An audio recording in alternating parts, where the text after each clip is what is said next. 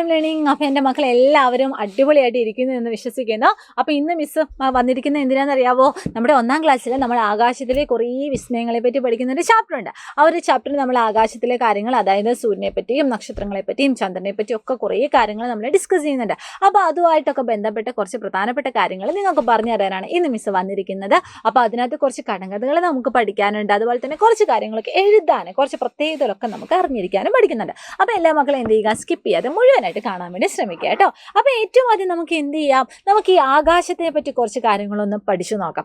നമുക്കറിയാം പകൽ സമയത്തെ ആകാശവും രാത്രി സമയത്തെ ആകാശവും ഒരുപോലെയാണോ? അല്ല. അപ്പോൾ ഈ രണ്ട് സമയങ്ങളിലുണ്ടാവുന്ന വ്യത്യാസം, അതായത് പകൽ സമയത്ത് ആകാശത്ത് എന്തൊക്കെ കാഴ്ചകൾ നിങ്ങൾക്ക് കാണാൻ പറ്റുന്നുണ്ട്, രാത്രി സമയത്ത് ആകാശത്ത് എന്തൊക്കെ കാഴ്ചകൾ നിങ്ങൾക്ക് കാണാൻ പറ്റുന്നുണ്ട്, അതൊക്കെ നമുക്കൊന്ന് ഡിസ്കസ് ചെയ്താലോ. അപ്പോൾ ഏറ്റവും ആദ്യം ഇവിടെ കാണുന്നത് പോലെ തന്നെ പകൽ സമയത്തെ ആകാശത്തിൻ്റെ പ്രത്യേകത എന്താണെന്ന് നോക്കാം. പകൽ സമയത്തെ ആകാശം എങ്ങനെയാണ്? ആകാശം തെളിഞ്ഞതാണ്. അതുപോലെ തന്നെ എന്താണ്? നീല നിറമാണ് അല്ലേ. അത് മാത്രമല്ല സൂര്യനെ നമുക്ക് കാണാൻ വേണ്ടി പറ്റും. സൂര്യൻ അവിടെ വെളിച്ചം തരുന്നുണ്ട്.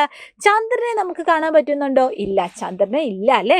ഇനി അതുപോലെ തന്നെ അവിടെ നക്ഷത്രങ്ങളുണ്ടോ? നക്ഷത്രങ്ങളും ഇല്ല. അപ്പോൾ പകൽ സമയത്തെ ആകാശം എന്ന് പറഞ്ഞാൽ നല്ല തെളിഞ്ഞ ആകാശമാണ്, നീല നിറമാണ്, സൂര്യനെ കാണാൻ പറ്റും. പക്ഷെ നക്ഷത്രങ്ങളും ചന്ദ്രനെ ഒന്നും കാണാൻ പറ്റില്ല. എങ്കിൽ നമുക്ക് പകൽ സമയം മാത്രമല്ലല്ലോ, രാത്രി സമയത്തെ ആകാശത്തിന്റെ പ്രത്യേകത നോക്കിയാലോ. നോക്കാം അല്ലേ. അപ്പോൾ രാത്രിയിലെ ആകാശം എങ്ങനെയാണ്? നമ്മൾ പകൽ സമയം പോലെ തന്നെ തെളിഞ്ഞതാണോ? അല്ല, ആകാശം ഇരുണ്ടതാണ്.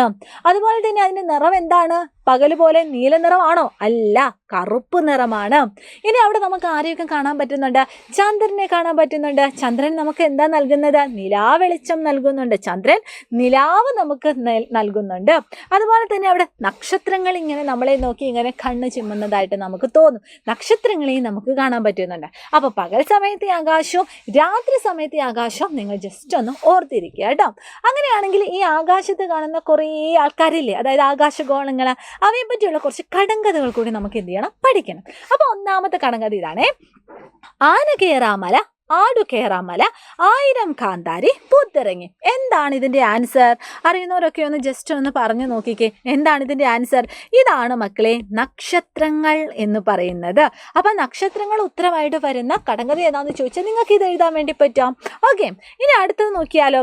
കിഴക്ക് കാണും കാലത്ത്, തലയ്ക്കുമീതെ ഉച്ചയ്ക്ക്, കടലിൽ താഴും സന്ധ്യയ്ക്ക്, പറയൂ പറയൂ ഞാൻ ആര്? ആരാണിങ്ങനെ കിഴക്ക്, അതായത് പകൽ രാവിലെ കിഴക്കും ഉച്ചയ്ക്ക് നമ്മുടെ തലയ്ക്ക് മുകളിലും വൈകുന്നേരം ഇങ്ങനെ കടലിൽ താഴുന്നതായിട്ട് നമുക്ക് തോന്നുന്നത് ആരാണ് മക്കളെ?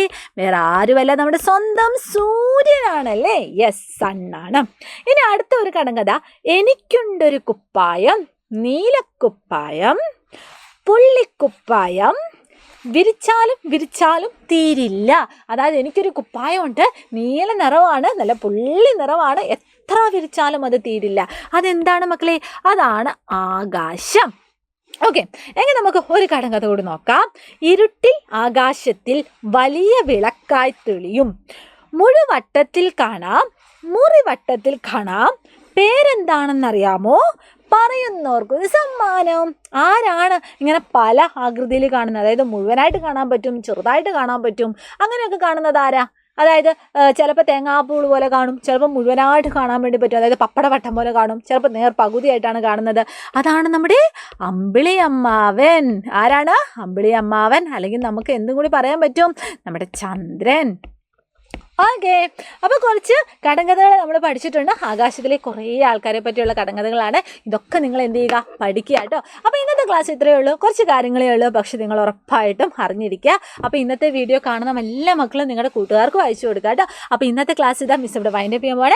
അപ്പോൾ എല്ലാവർക്കും all the very best. Thank you so much. Bye bye.